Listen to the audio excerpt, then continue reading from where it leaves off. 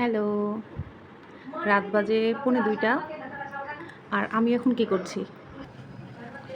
আমি এখন গোশত রান্না করছি। মেয়েকে ঘুম পাড়িয়ে, মেয়ে তো ঘুমিয়েছে অনেক আগেই। বিসমিল্লাহ। এখানে প্রায় 5 কেজির মতো মাংস আছে। সারাদিনে রান্না করতে পারি নাই। কালকে ননদ আসবে, ননদের হাজব্যান্ড আসবে।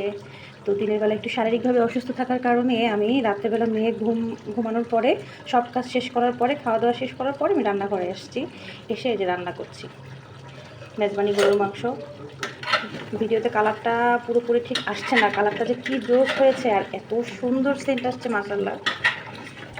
খেতে নিশ্চয়ই স্বাদ হবে। বাসায় সবাই আমার হাতের গরুর রান্নার ফ্যান। আসলে আমি যে কীভাবে গরুটা এত ভালো রান্না করি আমি নিজেও জানি না। আসলে ভালোই হয়, এই জন্যই হয়তো সবাই এত পছন্দ করে। নিজের গুণ নিজে গাচ্ছি না, কিন্তু কথাটা সত্যি। তো কালকে যেহেতু অন্যান্য রান্নাবান্না আছে, গরুটা একটু লং টাইম রান্না করতে লাগে, এই জন্য এটা আগেই করে রাখছি, রেখে দিব। কালকে জাস্ট গরম করে দুপুরে রাতে খাবো, সাথে অন্য আইটেম থাকবে। আমি মাংসটা 1 ঘন্টার মতো তেল আর শুধু লবণ দিয়ে ম্যারিনেট করে রেখেছিলাম। তারপরে হচ্ছে আমি চুলায় এটা তেলে ভেজেছি, পেঁয়াজের সাথে তেলে মাংসটা শুধু ভেজেছি, কোনো মশলা ছাড়া। এরপর আদা রসুন বাটা, পেঁয়াজ বাটা, জিরা গুঁড়া, ধনিয়া গুঁড়া, হলুদ গুঁড়া, তারপর হচ্ছে মরিচের গুঁড়া, লবণ সব একসাথে দিয়ে তারপর গরুর মাংস একটা মশলা সেটা দিয়েছি। এরপরে হচ্ছে এটা হচ্ছে মেজবানি গরুর মাংসের মশলা, এটা দিয়েছি প্রায় অর্ধেকেরও বেশি। আর এটার সাথে আরেকটা প্যাকেট আছে ছোট, এটা আমি এখন দিব। মাংসটা সুন্দর কষে এসছে, সিদ্ধ হয়েছে প্রায় অর্ধেকের মতো। তারপর আমি এখন এটা দিব, খুব সুন্দর স্মেল হবে।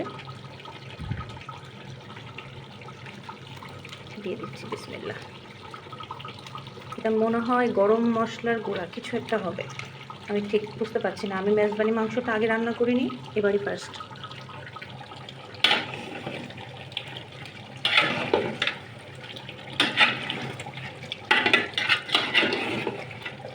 কি যে সুন্দর একটা সেন্ট বের হচ্ছে, আমি যদি এটা বোঝাতে পারতাম ভিডিওতে। মাশাআল্লাহ মাশাআল্লাহ।